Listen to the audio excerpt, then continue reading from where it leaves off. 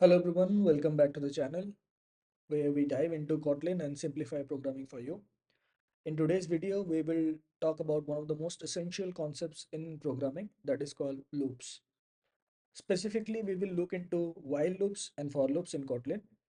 If you're learning Kotlin for Android development, backend services, or just for fun, understanding of loop is very crucial. So grab a notebook, let's get started. Okay, so what are loops? So before we dive into Kotlin's syntax, let's quickly understand what loops are. So a loop is basically a way to repeat the block of code multiple times. Okay, for example, if you want to print some numbers from 1 to 10 or process items in a list, instead of writing 10 lines of code, you can use a simple loop. So Kotlin provides two main types of loops. As you can see here, I have written down that is the while loop and the for loop. So these two are the most basic types of loops that you will encounter even in Java, even in Kotlin. Okay, so what is while loop? While loop is is just a basic loop that executes as long as a condition is true. We will see that in our next slide. Okay, and suppose we will go to while loop. Okay, as you can see here, we have written down that is while it is checking some condition, and after that, if the condition is true, it is entering into the block of code to be executed, right? So this is the basic declaration of while. We will see that how we can implement that in code. Okay, so let's quickly jump into the in our editor to see how we can execute a loop, I mean the while loop. So while, how we have written that, so I'll just give you one thing. Okay, I'll just give you this one.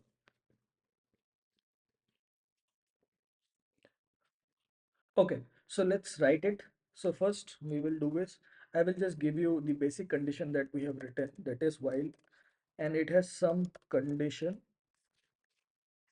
Okay, and you are expecting some of the codes to be executed, right? Okay, so we will try to implement the same here. Okay, we forgot to close that. Okay, now let's implement that. Okay, now we will do is, we will do, suppose we are delivering a basic variable. We are declaring a basic variable here, that is we declare a variable with var, right? Let's do a do a value check. Okay, and we declare it with 1. Okay, now we will declare that while loop. So what while loop says is, it you have to put some condition. Okay, so you want to print uh you know you want to print 1 to 100.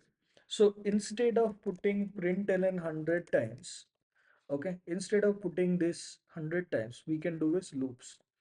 This is what we are making sure that you don't have to write so much of manual stuff. Rather than, what you do is, you put a check inside here, that is, let's do a value check.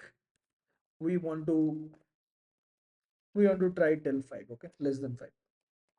Okay, now okay, till 5 we will print. Okay, so we are checking which condition, that is the value check. Value check is less than equals to 5. If it is less than equals to 5, we do a println.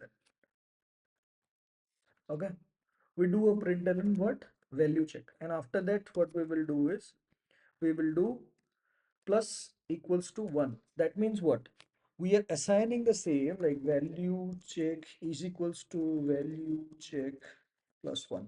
This is a simplification that we have done. That is the assignment operator that we have used here, right? So if we do that, let's run it. Okay, so if you run it, you will get to see it as printed 1 to 5 because the current value is 1. Okay, and it is checking till 5, and we are incrementing that one by one. So first it will enter into the while loop. It will go to the line number 12, that is println value check. It will print the value. So the current value is 1. As you can see, it has printed. Okay, so the current value is 1, so it will print 1. Now what we are doing is, we are incrementing the value of value check plus 1. So what it will do is it will make the value of it will make the value as 2. 2 is less than equals to 5, then it will again print 2. So after that we are again incrementing that with plus 1, that is 3. So 3 is less than 5, then again it will increment. So until and unless this condition gets false, it won't stop. Okay, this is as simple as a while loop can be. Okay, this is simple while loop. Okay, so hope we are clear. Okay, so now let's implement the same in for loop. Okay, let's go to for loop. Okay, now this is a for loop, right? So we will be discussing a for loop. So what is a for loop? It's just a similar kind of loop. Okay, it's very powerful. Okay, rather than whenever it is convenient that you don't want to use a while loop, you can go for a for loop. So for generally does is Kotlin does not offer a traditional for loop, like just like the way we write in Java, that is I is equals to 0, I less than equals to n, and I plus plus. This is not going to work like that. So we have certain things called range. So you have to understand what is a range function. So it's a very easy thing. Okay, let's try to rewrite it. Okay, now we are checking that what where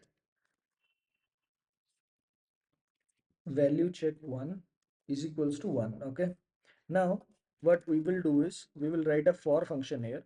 Okay, in the for, what we will do is value check in. So now we will write 1 2 suppose 5.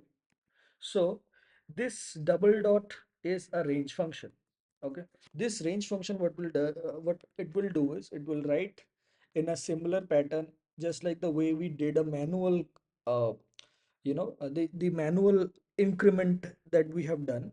It will automatically increment the value check from 1 to 5. And let's do a println so that you will be able to see that value check has been printed. So it's a very convenient way rather than going for a manual increment. So as you can see, this is the first one, 1 to 4, 1 to 5, that has been printed by the while loop. And oh, sorry, this will be value check 1, this will be value check 1. Yeah. So if you see now, so 1 to 5 it has been printed by the while loop, and after that 1 to 5 it has been printed by the for loop. Okay. So as you can see that this is very convenient whenever you are trying to make a program and you don't need to write so many manual operations. First we cut down the println, that means the number of lines that have been reduced, and after that we are reducing the incremental operation as well. So it gives you a convenience and utility, rather whenever you are writing a big programs, you try to minimize the number of codes so that it gets clean and concise. So that's how the for loop operates, and you can write the for loop with the range function as well. For loop can be operated with many things. It can be written with array, it can be written with the collections, but we have not discussed those in this video. We will discuss that in the array video. Okay, so this is the main two loops I wanted to discuss today. So that's it for today. Now you know how to use while loops and for loops in Kotlin. I hope this video has helped you to simplify the concepts for you. If you find this useful, don't forget to like, subscribe, and hit the bell icon so that you don't miss the future Kotlin tutorials. And also drop a comment below and let me know what would you like to learn next. Thank you for watching. As always, happy coding.